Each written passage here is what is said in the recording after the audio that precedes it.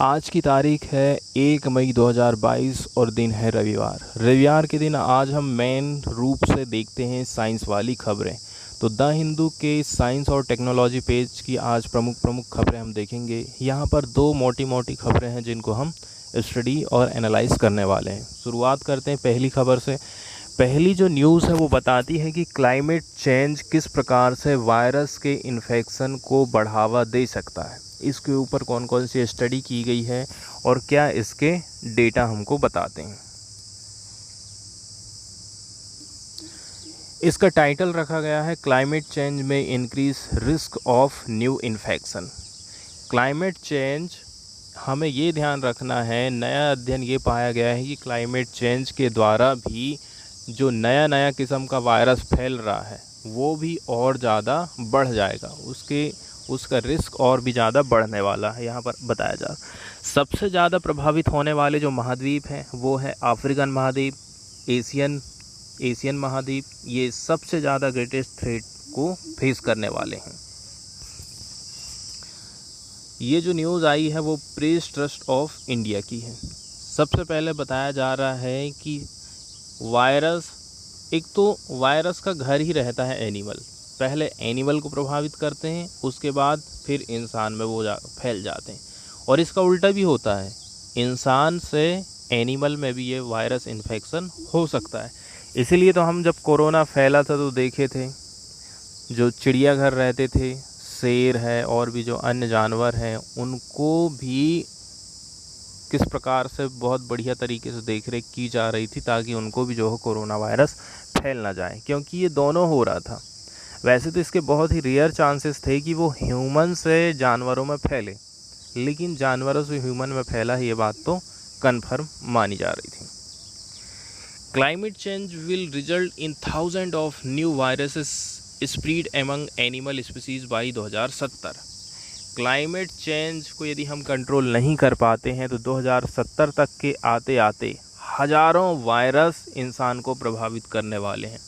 That is likely to increase the risk of emerging infectious disease. ठीक है, इससे increase हो जाएगा रिस्क इन्फेक्शियस डिसीज के इमर्ज होने का, jumping from animal to human according to a new study. और ये जो वायरस किस प्रकार का रहेगा, ये वायरस रहेगा एनिमल से ह्यूमन में फैलने वाला। कौन कौन से एरिया सबसे ज़्यादा प्रभावित होने वाले हैं? This is specially true for Africa and Asia. ठीक है, ये जो बात हम कर रहे हैं स्पेशली अफ्रीका और एशिया की बात कर रहे हैं, क्योंकि यहाँ ज़्यादातर जो देश हैं वो गरीब हैं, लोगों को खाने जैसी बेसिक ज़रूरत को ही पूरा करने में ये देश लगे हुए हैं, तो फिर अपने हेल्थ को कैसे करके ये कवर कर पाएंगे। इसलिए सबसे ज़्यादा प्रभावित होने वाले ये ही हैं, और उतना ज़्यादा ये पैसा खर्च भी नहीं कर पाएंगे ना मेडिकल की फील्ड में, रिसर्च से रिलेटेड या फिर मेडिसिन से रिलेटेड। तो सबसे ज़्यादा जो प्रभावित होने वाले महाद्वीप हैं वो है अफ्रीका और एशिया, ये हॉटस्पॉट बनने वाले हैं। इसमें कई सारे वायरस हो सकते हैं, फ्लू हो सकता है, HIV, इबोला, कोविड-19, ये तो हम एग्जाम्पल देख ही चुके हैं।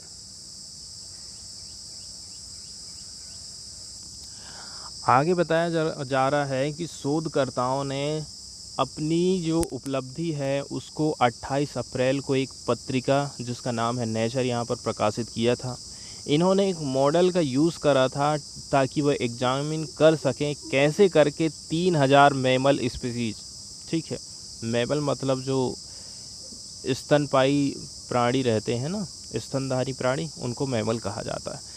3000 स्तनधारी प्राणियों की प्रजाति, इन्होंने क्या कहना है इनका कि वो माइग्रेट करेगी एक जगह से दूसरी जगह और अपने वायरस को शेयर करेगी ओवर द नेक्स्ट 15 ईयर्स, आने वाले 50 साल में, यदि विश्व का जो तापमान है वो इंक्रीज़ हो जाता है 2 डिग्री सेंटीग्रेड। ऐसा यहाँ पर रिसर्च में संभावना बताई गई है। इसके अलावा बताया जा रहा है they found that cross species virus spread will happen over 4000 times among mammals Elon.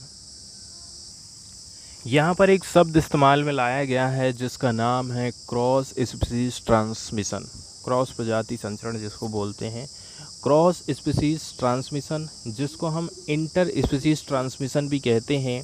ठीक है, होस्ट जम या फिर स्पिल ओवर। ये एक प्रकार का ऐसा संचरण होता है किसी भी वायरस का, ठीक, इन्फेक्शियस पैथोजन का, जैसे कि virus, between host belonging to different species. मतलब कि एक ऐसा जानवर है जिसमें ये वायरस है, मान के चलिए चूहा में ये वायरस है। चूहा यदि किसी और जानवर के ऊपर इस अपना इन्फेक्शन फैला दे रहा है तो वो क्रॉस स्पीसीज ट्रांसमिशन कहलाएगा। चूहे से चूहा में तो हो गई, चूहे से यदि मुर्गी में हो जा रहा है तो वो क्रॉस स्पीसीज ट्रांसमिशन कहला जाएगा, या फिर इंसानों में हो जाए।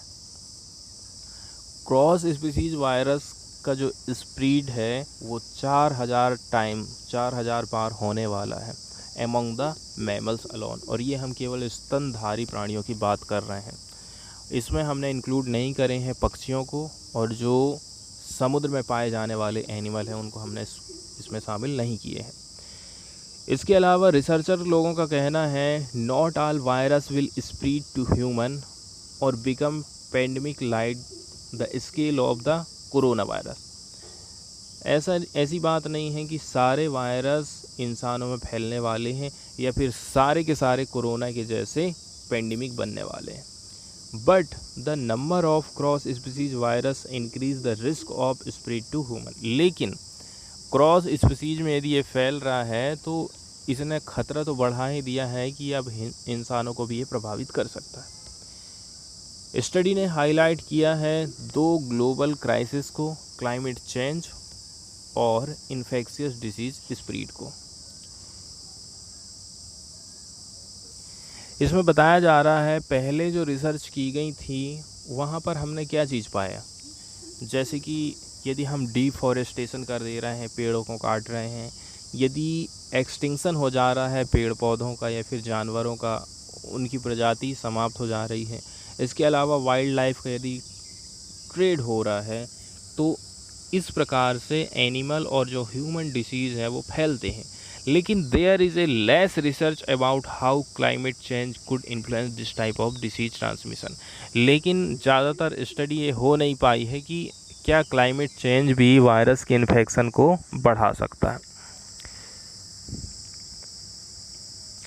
आगे बताया जा रहा है ये जो स्टडी की गई है इसमें कंफर्म हो चुका है कि हमारा लंबे समय तक जो संदेह बना हुआ था, जो हम शक कर रहे थे कि ग्लोबल वार्मिंग का असर इन्फेक्शियस डिसीज इमरजेंस के ऊपर पड़ सकता है कि नहीं पड़ सकता है, उससे रोग उमर्ज होंगे या नहीं होंगे, ये चीज़ तो यहाँ से क्लियर हो गई।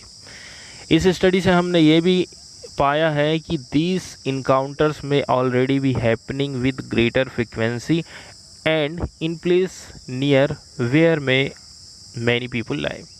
मतलब कि आने वाले टाइम में इस प्रकार के केसेस बढ़ने वाले हैं और वहीं पर ज़्यादा बढ़ेंगे जहाँ पर लोग ज़्यादा भीड़ भाड़ वाला इलाका, जहाँ जनसंख्या घनत्व ज़्यादा है। Because climate driven infectious disease emergence is already happening, the world should be doing more to learn about and prepare it।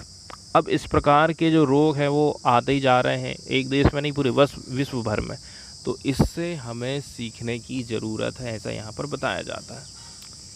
Climate injustice हमें ज़्यादातर कहाँ देखने को मिल रहा है? अफ्रीका और एशियन नेशन में हमको देखने को मिलता है। तो ये हमारी पहली जो साइंस की न्यूज़ थी वो यहाँ पर कंप्लीट होती है।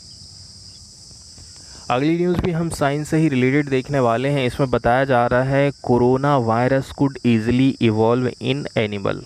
ठीक है, कोरोना वायरस बहुत ही आसान तरीके से इवॉल्व हुआ था एनिमल्स में, ऐसा यहाँ पर बताया जा रहा। It can reason potential variants that can jump back to humans. और बताया जा रहा है और ये भी एक कारण हो सकता है, कई सारे इसके वेरिएंट हो सकते हैं जो कि एनिमल से ह्यूमन में स्प्रीड हो सकता है। The role of animal reservoirs. ठीक है, रिजर्वायर्स मतलब वायरस का होस्ट जो अपने आप में नेचुरली रूप से अपने अंदर वायरस को रखे हुए है, ठीक है, और उसके साथ में कोई भी चीज़, कोई भी प्राणी जिंदा है। The role of animal reservoirs in the spread of corona is still being studied, but evidence of zoonosis मतलब होता पशु जनित रोग या फिर वायरस जंपिंग फ्रॉम एनिमल से human is growing and scientists are concerned that this new frontier could potentially spawn dangerous and difficult to monitor mutant। बताया जा रहा है कई प्रकार का अध्ययन हुआ है, लेकिन कंसर्न वाली बात ये है कि हम इसका जो म्यूटेंट हो रहा है इसको पकड़ पाना हमारे लिए मुश्किल होते जा रहा है कि कैसे करके ये एनिमल से ह्यूमन में फैल जा रहा है। कई सारे एक्सपर्ट ऐसे हैं जो कि सपोर्ट करते हैं उस थ्योरी को, ठीक है, जो कि बहुत ज़्यादा हाईली म्यूटेड ओमिक्रॉन वेरिएंट है जो बहुत तेज़ी के साथ में फैल रहा था, ओमिक्रॉन वाला variant, which caused a deluge of cases globally, जिसके केसेस हमको पूरे ग्लोबली देखने को मिले हैं। डिलग मतलब एक प्रकार बाढ़ जैसे केस हमको देखने को मिले थे, इसमें इंडिया भी शामिल था। इमर्ज्ड फ्रॉम एनिमल्स, ये कहाँ से इमर्ज हुआ है, कहाँ से उत्पत्ति हुई थी, वो उत्पत्ति हुई है एनिमल से। Potentially rodent rather than immune compromised human, कहाँ से, एनिमल में भी कहाँ से फैला, एनिमल में भी रोडेंट्स मतलब कि जो दांत से कुदरने वाले, दांत से कतर कतर के खाने वाले प्राणी हैं ना, जिसमें चूहे वगैरह जाती हैं, गिलहरियाँ जाती हैं, एक इसमें 4600 प्रजातियां शामिल हैं।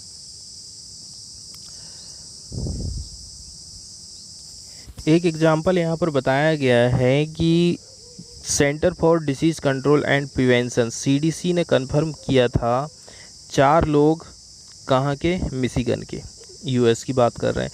ये इन्फेक्टेड हुए थे, एक वर्जन था कोरोना वायरस का जो कि ऑब्जर्व किया जाता है mostly in Minsk during the first year of pandemic. Pandemic का पहला साल जब चालू हुआ था उस दौरान जो मिन्स्क प्राणी है, ये आप देख रहे हैं ना इसका पिक्चर,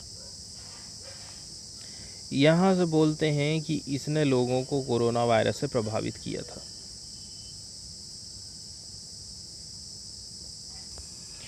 इसके बाद वाली जो न्यूज़ आई है वो बताती है कि भारत में या फिर अन्य देशों में जो बूस्टर डोज लगाए जा रहे हैं उसका किसी पेशेंट पर आखिर असर क्या पड़ रहा है।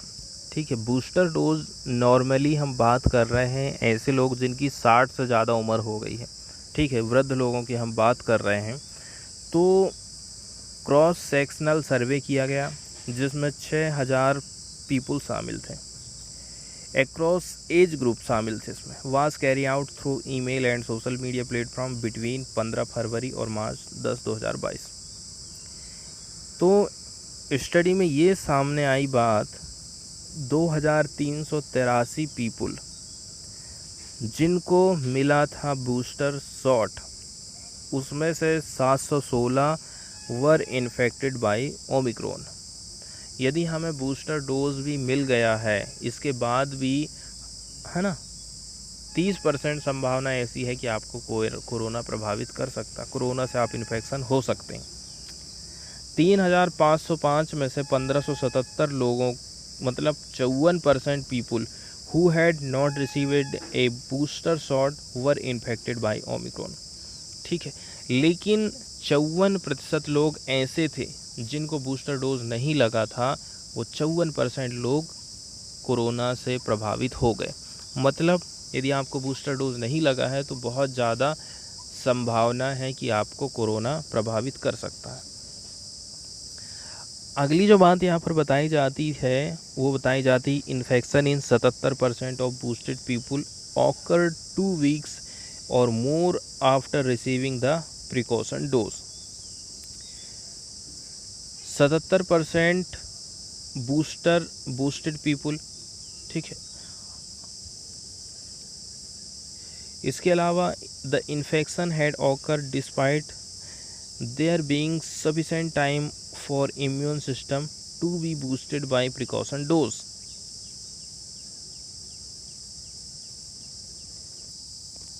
जिन जिन लोगों को बूस्टर डोज लगाया गया था उनमें से 1% लोगों का ऐसा कहना है कि उनको सीवियर कोरोना डिसीज़ हुआ, मतलब सीवियर मतलब सीरियस कहना चाहिए। 41% लोग ऐसे थे हैड डेवलप मॉडरेट डिसीज़, और इनको मतलब मीडियम टाइप का बुखार या फिर डिसीज़ हुआ था। Whether an individual had receive 2 और 3 डोजेस, एक इंडिविजुअल व्यक्ति की बात कर रहे हैं जिसने 2 डोज ले लिया है या फिर 3 डोज ले लिया। The severity trend of disease was the same, 2 dose लो चाहे बूस्टर वाला डोज भी ले लो, मतलब कि सीवियर उसका जो खतरनाक रूप यदि देखें तो दोनों को ही सेम रहा है।